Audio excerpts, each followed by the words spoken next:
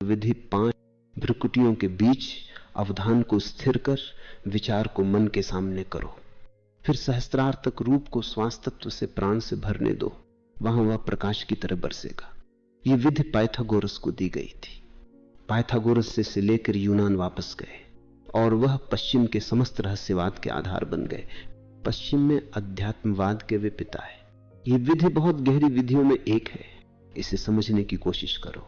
भ्रुकुटियों के बीच अवधान को स्थिर करो। वैज्ञानिक शोध कहती है कि 2 भ्रुकुटियों के बीच में ग्रंथि है। वह शरीर का सबसे रहस्यपूर्ण भाग है जिसका नाम पाइनियल ग्रंथि है। यही तिब्बतियों की तीसरी आंख है और यही है शिव का नेत्र, तंत्र के शिव का त्रिनेत्र। 2 आंखों के बीच एक तीसरी आंख भी है, लेकिन यह सक्रिय नहीं है। यह है और यह किसी भी समय सक्रिय हो सकती है। निसर्गतः यह सक्रिय नहीं है।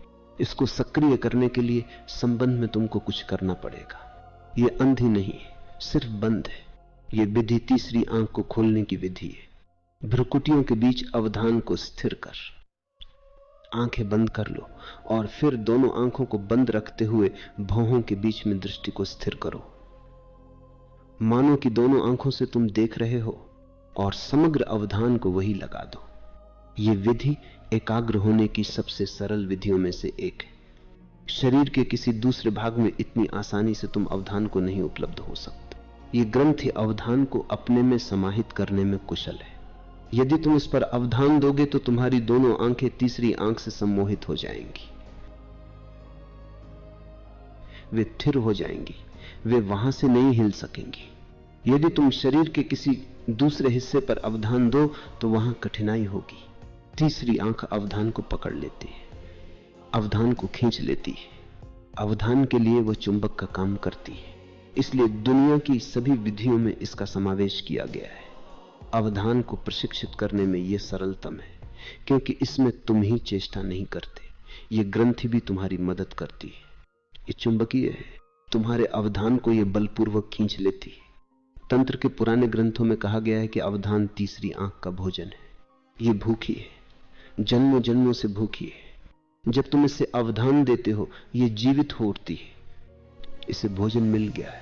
और जब तुम जान लोगे कि अवधान इसका भोजन है, जान लोगे कि तुम्हारे अवधान को यह चुंबक की तरह खींच लेती है, तब अवधान कठिन नहीं रह जाएगा। सिर्फ सही बिंदु को जानना है। इसलिए आंख बंद कर लो और अवधान को दोनों आंखों के बीच में घूमने दो और उस बिंदु को अनुभव करो। जब तुम उस बिंदु के करीब होगे, अचानक तुम्हारी आंखें स्थिर हो जाएंगी और जब उन्हें हिलाना कठिन हो जाए तब जानो कि सही बिंदु मिल गया। भ्रुकुटियों के बीच अवधान को स्थिर कर विचार को मन के सामने रखो। अगर यह अवधान प्राप्त हो जाए तो पहली बार एक अद्भुत बात तुम्हारे अनुभव में आएगी। पहली बार तुम देखोगे कि तुम्हारे विचार तुम्हारे सामने चल रहे हैं। तुम साक्षी हो जाओगे। जैसे कि सिनेमा के पर्दे पर दृश्य देखते हो, वैसे ही तुम देखोगे कि विचार आ रहे हैं और तुम साक्षी हो। एक बार तुम्हारा अवधान त्रिनेत्र केंद्र पर स्थिर हो जाए, तुम तुरंत विचारों के साक्षी हो जाओगे।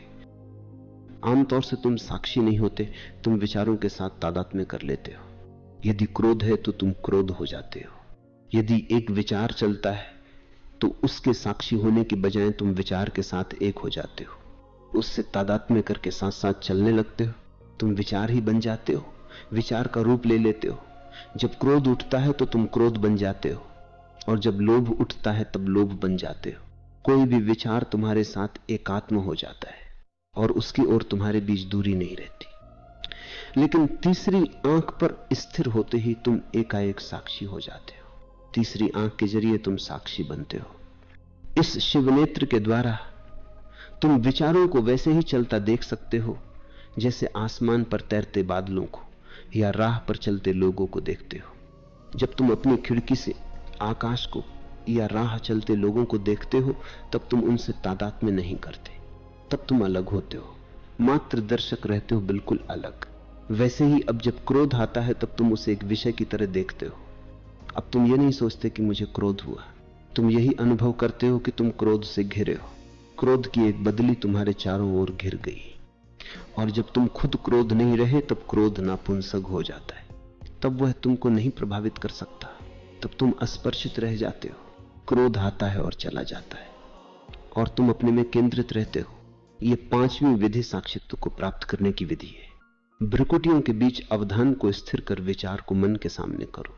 अब अपने विचारों को देखो, विचारों का साक्षात्कार करो, फिर सहस्त्रार्थक रूप को श्वास तत्व से, प्राण से भरने दो।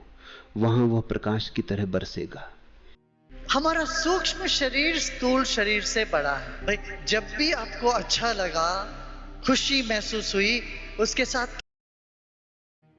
जब अवधान भ्रुकुटियों के बीच शिवनेत्र के केंद्र पर स्थिर होता है, तब दो चीजें घटित होती है, और यही चीज दो ढंगों से हो सकती है। एक, तुम साक्षी हो जाओ तो तुम तीसरी आंख पर स्थिर हो जाते हो।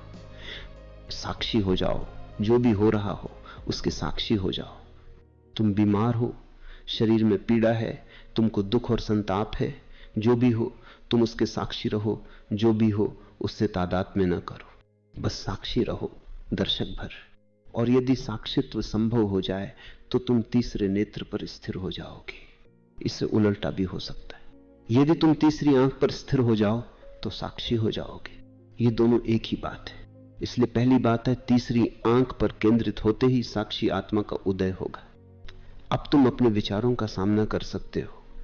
और दूसरी बात है, अब तुम श्वास प्रश्वास की सूक्ष्म और कोमल तरंगों को भी अनुभव कर सकते हो।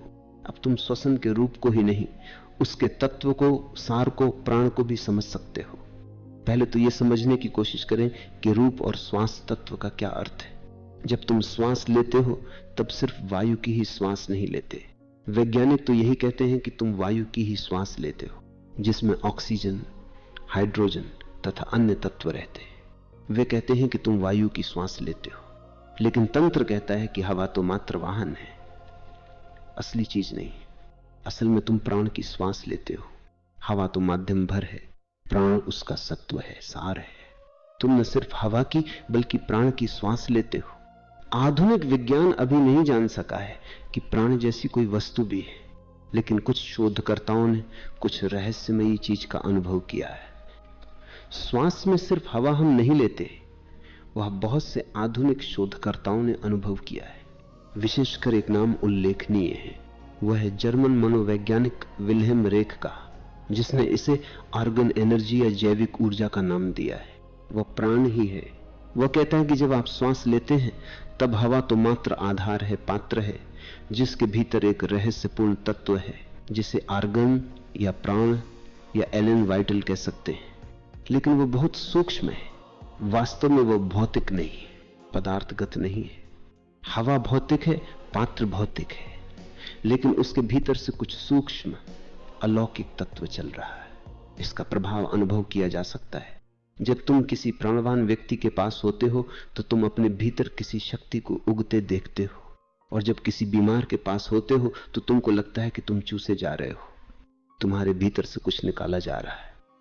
जब तुम अस्पताल जाते हो तब थके थके क्यों अनुभव करते हो? वहां चारों ओर से तुम चूसे जाते हो। अस्पताल का पूरा माहौल बीमार होता है, और वहां सब किसी को अधिक प्राण की, अधिक एलन वाइटल की जरूरत है।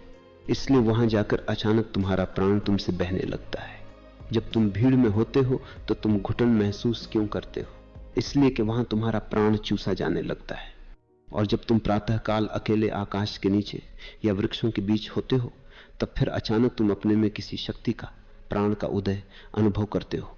प्रत्येक का एक खास स्पेस की जरूरत है, और जब वो स्पेस नहीं मिलता है तो तुमको घुटन महसूस होती है। विल्हेम रेख ने कई प्रयोग किए, लेकिन उसे पागल समझा गया। विज्ञान के भी अपने अंधविश्वास है, और विज्ञान बहुत रूढ़िवादी होता है। विज्ञान अभी भी नहीं समझता है कि हवा से बढ़कर कुछ है, वो प्राण है। लेकिन भारत सदियों से उस पर प्रयोग कर रहा है।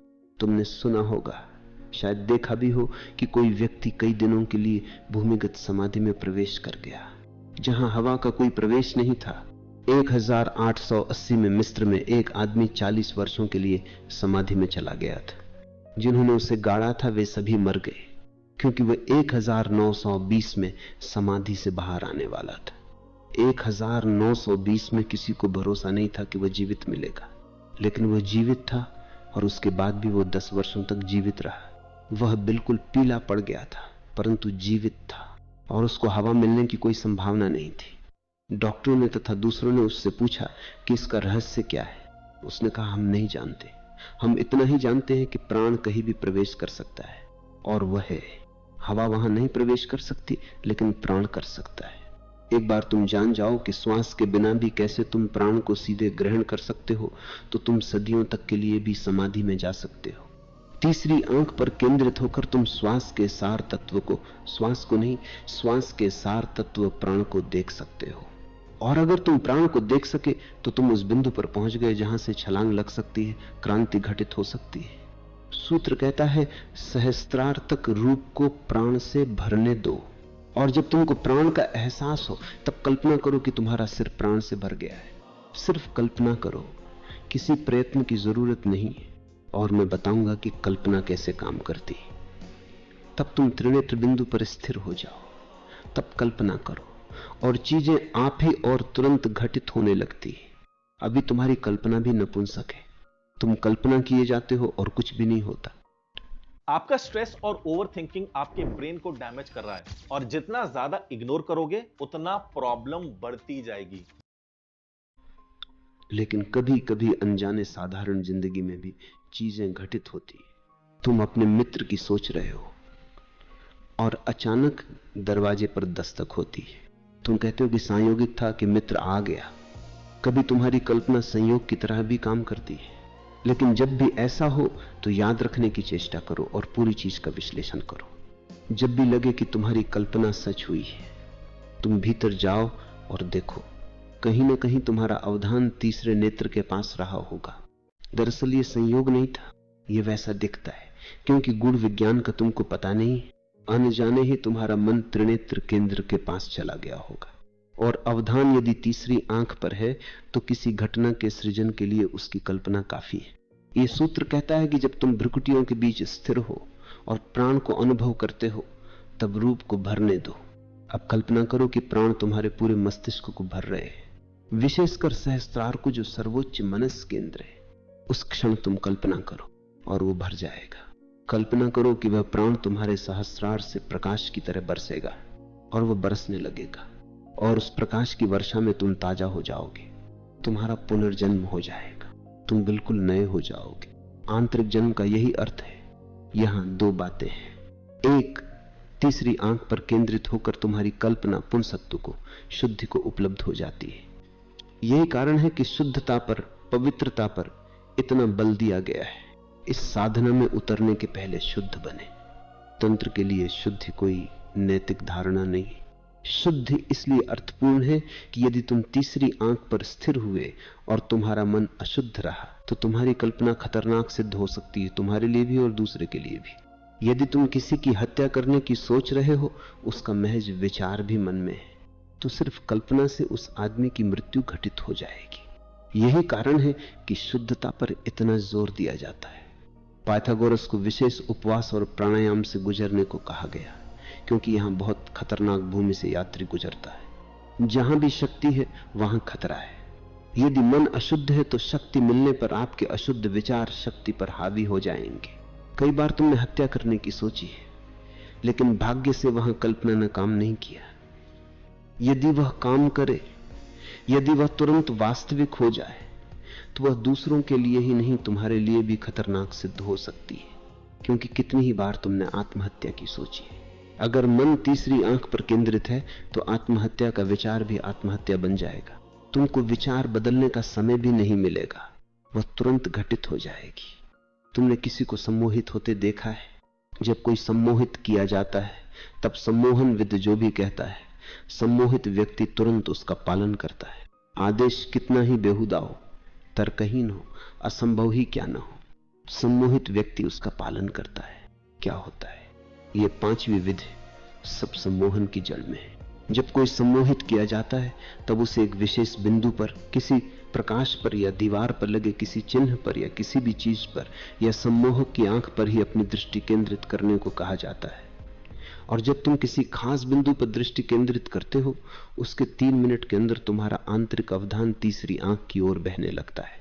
तुम्हारे चेहरे की मुद्रा बदलने लगती है। और सम्मोहनविद जानता है कि कब तुम्हारा चेहरा बदलने लगा। एकाएक चेहरे से सारी शक्ति गायब हो जाती है, वो मृतवत हो जाता है, मानो गहरी तंद्रा में पड़े हो। जब ऐसा होता है, सम्मोहक को उसका पता हो जाता है। उसका अर्थ हुआ कि तीसरी आंख अवधान को पी रही है। आपका चेहरा पीला पड़ गया है, पूरी ऊर्जा त्रिनेत्र केंद्र की ओर बह रही है। अब सम्मोहित करने वाला तुरंत जान जाता है कि जो भी कहा जाएगा वह घटित होगा। वह कहता है कि अब तुम गहरी नींद में जा रहे हो और तुम तुरंत सो जाते हो। वह कहता है कि अब तुम बेहोश हो रहे हो और तुम बेहोश हो जाते हो। अब कुछ भी किया जा सकता है। अब अगर वह कहे कि तुम नेपोलियन या हिटलर हो गए हो तो तुम हो जाओगे। तुम्हारी मुद्रा बदल जाएगी। आदेश पाकर तुम्हारा अचेतन उसका वास्तविक बना देगा। अगर तुम किसी रोग से पीड़ित हो तो रोग को हटने का आदेश देगा और मजेदार बात, रोग दूर हो जाएगा या कोई नया रोग भी पैदा किया जा सकता है। यही नहीं, सड़क पर से एक कंकड़ उठाकर अगर सम्मोहनविद तुम्हारी हथेली पर रख दे और कहे कि यह अंगारा है तो तुम तेज गर्मी महसूस करोगे और तुम्हारी हथेली जल जाएगी मानसिक तल पर। नहीं, वास्तव में तुम्हारी चमड़ी जल जाएगी और तुम्हें जलन महसूस होगी। क्या होता है? अंगारा नहीं, बस एक मामूली कंकड़ है। वह भी ठंडा, फिर भी जलना ही नहीं, हाथ पर फफोले तक उगा देता है। तुम तीसरी आंख पर केंद्रित हो और सम्मोहनविद तुमको सुझाव देता है और वह सुझाव वास्तविक हो जाता है। यदि सम्मोहनविद कहे कि अब तुम मर गए तो तुम तुरंत मर जाओगे। तुम्हारी हृदय गति रुक जाएगी, रुक ही जाएगी। यह होता है त्रिनेत्र के चलते। इस चार्ट को देखो, अगर मैं 10 ट्रेडर्स को पूछूंगा कि यहां पर कौन से पॉइंट्स है जहां पर एंट्रीज बन रही है। त्रिनेत्र के लिए कल्पना और वास्तविकता दो चीजें नहीं है। कल्पना ही तथ्य है। कल्पना करे और वैसा ही हो जाएगा। स्वप्न और यथार्थ में फासला नहीं है। स्वप्न देखो और सच हो जाएगा। यही कारण है कि शंकर ने कहा कि यह संसार परमात्मा के स्वप्न के सिवाय और कुछ नहीं है। यह परमात्मा की माया है। यह इसलिए कि परमात्मा तीसरी आंख में बसता है सदा सनातन से। इसलिए परमात्मा जो स्वप्न देखता है वो सच हो जाता है। और यदि तुम भी तीसरी आंख में थिर हो जाओ तो तुम्हारे स्वप्न भी सच होने लगेंगे। सारीपुत्र बुद्ध के पास आया, उसने गहरा ध्यान किया, तब बहुत चीजें घटित होने लगी। बहुत तरह के दृश्य उसे दिखाई देने लगे। जो भी ध्यान की गहराई में जाता है उसे ये सब दिखाई देने लगता है। स्वर्ग और नरक, देवता और दानव सब उसे दिखाई देने लगे। और वह ऐसे वास्तविक थे कि सारीपुत्र बुद्ध के पास दौड़ा आया और बोला कि ऐसे ऐसे दृश्य दिखाई देते। बुद्ध ने कहा वे कुछ नहीं, मात्र स्वप्न है। लेकिन सारीपुत्र ने कहा कि वे इतने वास्तविक है कि मैं कैसे उन्हें स्वप्न कहूं। जब एक फूल दिखाई पड़ता है, वह फूल किसी भी फूल से अधिक वास्तविक मालूम पड़ता है। उसमें सुगंध है, उसे मैं छू सकता हूं। अभी जो मैं आपको देखता हूं वो उतना वास्तविक नहीं है। आप जितना वास्तविक मेरे सामने है वह फूल उससे अधिक वास्तविक है। इसलिए कैसे मैं भेद करूं कि कौन सच है और कौन स्वप्न? बुद्ध ने कहा अब चूंकि तुम तीसरी आंख में केंद्रित हो, इसलिए स्वप्न और यथार्थ एक हो गए। जो भी स्वप्न तुम देखोगे सच हो जाएगा और उससे ठीक उल्टा भी घटित हो सकता है। जो त्रिनेत्र पर स्थिर हो गया उसके लिए स्वप्न यथार्थ हो जाएगा और यथार्थ स्वप्न हो जाएगा। क्योंकि जब तुम्हारा स्वप्न सच हो जाता है तब तुम जानते हो कि स्वप्न और यथार्थ में बुनियादी भेद नहीं। इसलिए जब शंकर कहते हैं कि सब संसार माया है, परमात्मा का स्वप्न है, तब यह कोई सैद्धांतिक प्रस्तावना या कोई मीमांसक वक्तव्य नहीं है। यह उस व्यक्ति का आंतरिक अनुभव है जो शिव नेत्र में स्थिर हो गया है। अंततः जब तुम तीसरे नेत्र पर केंद्रित हो जाओ तब कल्पना करो कि सहस्त्रार से प्राण बरस रहा है। जैसे कि तुम किसी वृक्ष के नीचे बैठे हो और फूल बरस रहे हैं, या तुम आकाश के नीचे हो और कोई बदली बरसने लगी, या सुबह तुम बैठे हो और सूरज उग रहा है और उसकी किरणें बरसने लगी। कल्पना करो और तुरंत तुम्हारे सहस्त्रार से प्रकाश की वर्षा होने लगेगी। यह वर्षा मनुष्य को पुनर्निर्मित करती है, उसका नया जन्म दे जाती है, तब उसका पुनर्जन्म हो जाता है।